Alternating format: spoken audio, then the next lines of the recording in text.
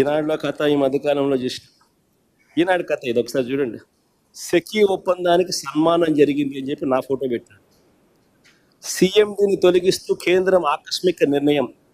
జగన్ ప్రభుత్వంతో ఒప్పందంపై వచ్చిన ఆరోపణలే పరోక్ష కారణం అని చెప్పి ఈనాడు రాస్తుంది. నిజంగా ఈ వార్త చూసిన తర్వాత ఈనాడు అనే పేపరు నిజంగా టాయిలెట్ పేపర్కి ఎక్కువ, టిష్యూ పేపర్కి తక్కువ. అదొక పేపర్ పట్టిన పీడన. అబద్ధాలు రాయడానికి అయినా కానీ హద్దు పొద్దు ఉండాలి. కారణం ఏమిటి అని అంటే, ఏపీతో సెకీ ఒప్పందం ఎప్పుడు చేసుకుంది? ఏపీతో సెకీ ఒప్పందం ఒకసారి చూపించిన ఒకసారి. ఏపీతో సెకీ చేసుకున్న ఒప్పందం ఆ డేట్ ఒకసారి చూడండి.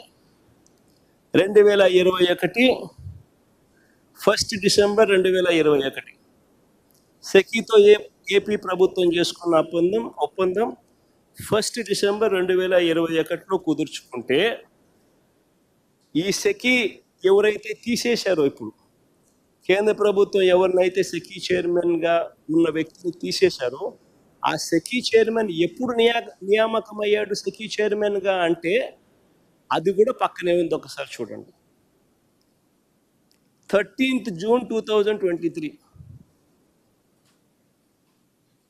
అసలు 13th June 2023లో ఈయన సెకీ చైర్మన్గా ఈయన నియామకం అయితే, ఈ రామేశ్వర్ ప్రసాద్ గుప్తా అనే వ్యక్తి సెకీతో మేము ఒప్పందం చేసుకున్నది, రాష్ట్ర ప్రభుత్వం ఒప్పందం చేసుకున్నది 1 డిసెంబర్ 2021. అప్పుడు ఎవడో చైర్మన్. అప్పుడు ఈ మనిషి ఎక్కడ ఉన్నాడో కూడా తెలియదు, అసలు డిపార్ట్మెంట్లో కూడా లేడు. ఈ మనిషే లేడు. ఈ మనిషి ఎప్పుడో 13 జూన్ 2023లో వచ్చినాడు. వచ్చిన ఈ వ్యక్తిని కేంద్ర ప్రభుత్వం ఈ మధ్యకాలంలో తీసేసాం. దానికి దీనికి సంబంధం ఏంటి అంటే, ఏదో సామెత ఉంది చూడు, దూడ ఈడి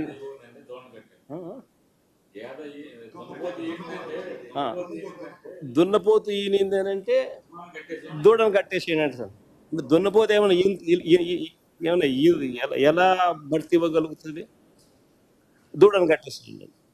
అట్టగా అసలు ఎవడు లేడు, అసలు మనిషే లేడు.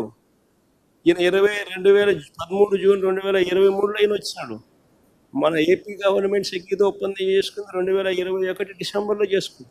దానికి దీనికి సంబంధం లేదు. ఈ మనిషిని కేంద్ర ప్రభుత్వం ఇప్పుడు తీసేస్తే, ఈ మనిషి ఈనాడు ముందు బొమ్మ సెకీ ఒప్పందానికి సన్మానం జరిగింది. సీఎండీని తొలగిస్తూ కేంద్రం ఆకస్మిక నిర్ణయం. జగన్ ప్రభుత్వంతో ఒప్పందంపై వచ్చిన ఆరోపణలే పరోక్ష కారణం. అసలు వీళ్ళు మనుషులేనా? వీళ్ళు ఏమన్నా మాఫియా రాజ్యం ఇది. ఈనాడు, ఒక ఆంధ్రజ్యోతి, ఒక TV5, ఒక చంద్రబాబు. ఇది ఒక పేపర్లో వీళ్ళంతా ఒక మీడియా అని చెప్పుకునేదానికి సిగ్గుపడాలి వీళ్ళంతా.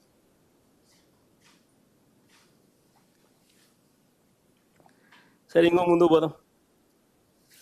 రాష్ట్ర ప్రభుత్వానికి సంబంధించిన పరిస్థితులు ఒకసారి చూస్తే, రాష్ట్రంలో స్కాములు ఏ స్థాయిలో జరుగుతూ ఉన్నాయో కనిపిస్తూ ఉన్నాయి. కానీ ఎవడు రాయడు. ఈనాడులో కనపడదు, ఆంధ్రజ్యోతిలో కనపడవు ఈ స్కాములు. TV5లలో అంతకన్నా చూపించారు. ఇంకా స్కాములు ముందుకు పోదాం. ఇంకా స్కాములు ముందుకు పోతే, ఉర్సా అంట, ఊరు పేరు లేని ఉర్సా. ఎప్పుడన్నా పేరు విన్నారా? ఉర్సా అనే సంస్థ అంట. ఊరు పేరు లేని సంస్థకు విశాఖపట్నంలో రూపాయికి ఇడ్లీ వస్తుందో లేదో తెలియదు, కానీ రూపాయికి ఉర్సాకు 3,000 కోట్ల రూపాయలు భూములు ఇస్తున్నారు. దాని క్యాబినెట్ క్లియర్ చేసాం. ఈ మనిషి నారా లోకేష్కి స్నేహితుడు.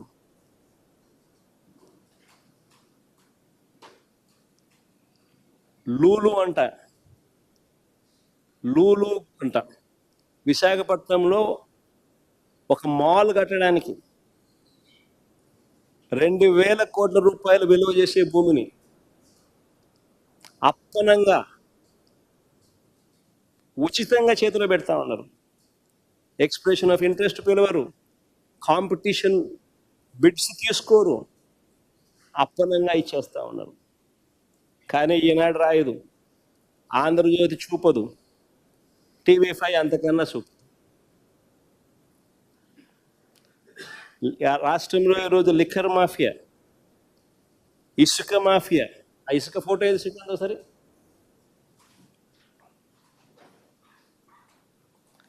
ఈరోజు రాష్ట్రంలో లిక్కర్ మాఫియా, ఇసుక మాఫియా, మట్టి మాఫియా, క్వార్ట్స్, సిలికా, మైనింగ్ స్కాములు, ఇలాంటివి ఎన్నెన్నో. ఇసుక ఒకసారి చూడండి, ఒకసారి మీరే.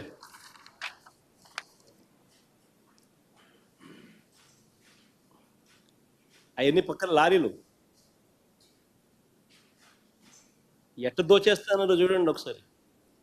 రాష్ట్ర ప్రభుత్వానికి రూపాయి ఆదాయం రావడంలో, మా ప్రభుత్వంలో రాష్ట్ర ప్రభుత్వానికి 750 కోట్లు ఖజానాకు ఆదాయం వచ్చి, రూపాయి రావడంలో రాష్ట్ర ప్రభుత్వానికి ఆదాయం ఈ మాదిరిగా దోచేస్తాను.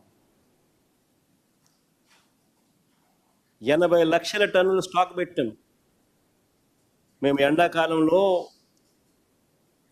వర్షాకాలం వస్తుంది కదా అని ఎండాకాలంలో స్టాక్ చేసి నిల్వ చేసినాం. చంద్రబాబు నాయుడు ప్రభుత్వం వస్తేనే 2 నెలల్లో 80 లక్షల టన్నులు స్వీప్ చేసేసిన.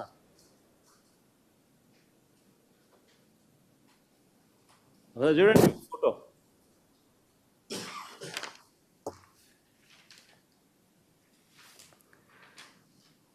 ఈ స్కాములన్నింటికీ పరాకాష్ట.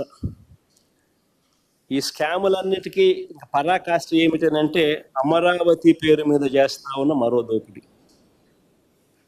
నిజంగా స్కాములందరికీ పరాకాష్ట అమరావతిలో నేడు జరుగుతూ ఉన్న దోపిడీ.